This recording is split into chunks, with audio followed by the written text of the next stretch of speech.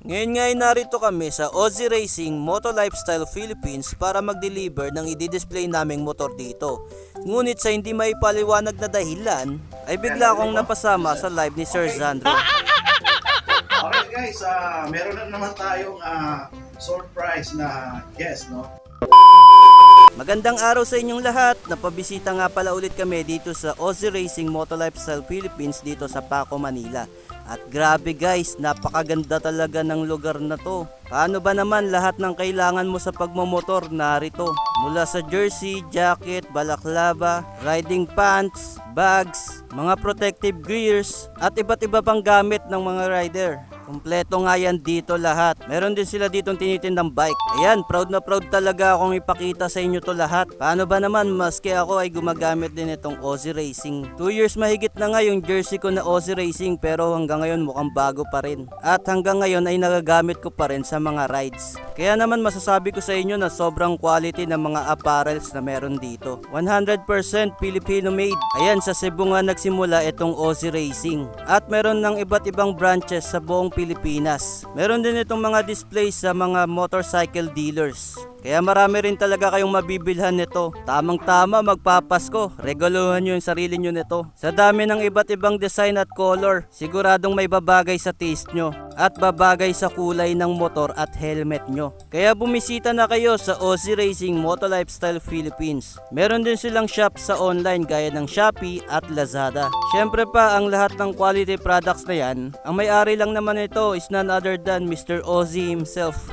Sir Zandro Pajardo. Sobrang idol nga ito talaga si Sir. Isa sa kilalang personalidad sa motorcycle industry. Isa sa highlight ng achievement ni Sir ay nung makapag-ride siya sa highest motorable pass sa buong mundo. Ito nga ay yung Kardungla sa Ladakh, India, na may taas na 17,982 feet. Nakapag-ride na nga dyan si Sir Zandro, not just once but multiple times. Wow, multiple times.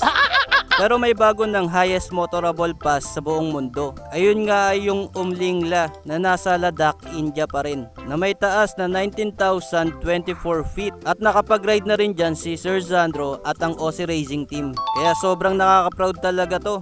Naiakyat nila yung bandera ng Pilipinas doon sa pinakamataas na motorable pass sa buong mundo. At take note guys, ang altitude dito is much higher than Mount Everest. Kaya bukod sa challenge sa trail dito ay napakanipis na rin ng oxygen dito. Kaya nakaka-proud talaga ang mga Pinoy na nakakapunta rito. Anyway guys, ito nga at naimbitahan pa ako ni Sir Zandro na sumali sa live niya. At hindi talaga ako ready dito.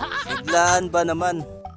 Alright guys, meron na naman tayong surprise na guest, no? So, si GR, isang vlogger din to. And nagde-deliver sila ng, ano yung motor, GR, nagde-deliver nyo? Lapit ka sa mic. Nag-deliver po kami ng QJ Motor ATR 160. So, anong kategoring motor na yan? Adventure scooter po siya sir na hybrid engine na rin po. Tapos, marami siyang features. Okay, pwede mo masabi sa kanila, yung viewers natin, ano yung mga features na nandoon yung motor na yan? Dito ka, lapit ka.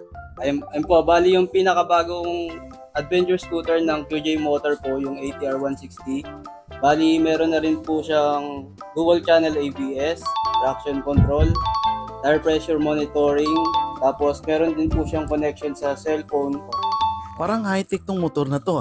Opo sir, talagang yung mga dating features na meron lang ang big bike, meron na rin ngayon sa small bike. Okay. So, ulitin mo, anong brand na motor na to? QJ Motor po, ATR 160. QJ Motor ATR 160. So, ang itsura niya parang ADV 150. Yes sir, opo. Pero naka-spoke wheels na rin po siya sir. Uy, maganda. Pwede ba nating matesting yon? O ano guys, please comment kayo, no? Ano ba? Yung QJ ba gagamitin natin? XRM or PG1? O ano sa tingin nyo? Parang dineliver na ata yung nandito na yung QJ na adventure, no? O yun. And magkano naman presyo ng GR? Ang presyo po niya sir, SRP 159,900. Pero pag pinash po, may less po na 10K, 149,900. Okay guys, narinig nyo sa mga nag-XRM or naka small bike na gusto nyo mag-upgrade to scooter adventure. So nandito si QJ QJ Motor ATR 160. ATR 160. Ang presyo is 160. 159,900. Tapos, Oh, parang 160 na rin. Oh, 160 na rin. Yun. So, very affordable. So, for 3 years, tapos 4,000, not bad. Not bad. Okay. So, GR, shout out mo yung mga ano mo. At saka, i-plug mo yung ano, yung saan yung tindahan nyo, and ano yung, saan ka makikita, and ano yung vlog mo.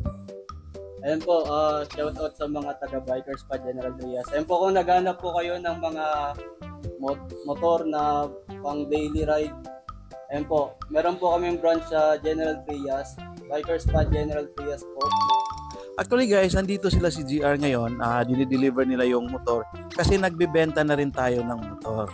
Okay? So parang ano tayo, parang extension tayo sa tindahan nila, lalo na sa mga, siyempre meron namang mga pupunta dito at sa mga kaibigan natin na gustong bumili ng scooter, and dito nyo, makikita nyo na dito actual sa tindahan. So you can drop by here at sa Ozzy Racing Motor Lifestyle, 1515 Santo Sepulcro Corner, President Quirino Avenue, Manila, Paco, Manila. So yun. JR, maraming salamat, and regards ako kay Sir Aher, and okay, so yung vlog mo, ano mo, Ayan po, like and follow nyo po yung Facebook page ko, Pambanatics, sa Facebook. Tapos meron din po ako sa YouTube. Uy, kilala mo yan, si Chito, hindi pala, si Chito Reyes. Good morning sa'yo, Chito, from Cavite.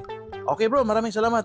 Thank you and Kaya maraming salamat kay Sir Sandro ng Ozzy Racing Moto Lifestyle Philippines. Kaya guys, paki-like and follow ang kanilang Facebook page. Pati na rin si Sir Sandro Fajardo. At bisitahin nyo na rin ang kanilang shop dito sa Paco, Manila. And that's a wrap. Maraming salamat sa pagsama nyo sa akin at kita-kits ulit tayo sa mga susunod ko pa na videos.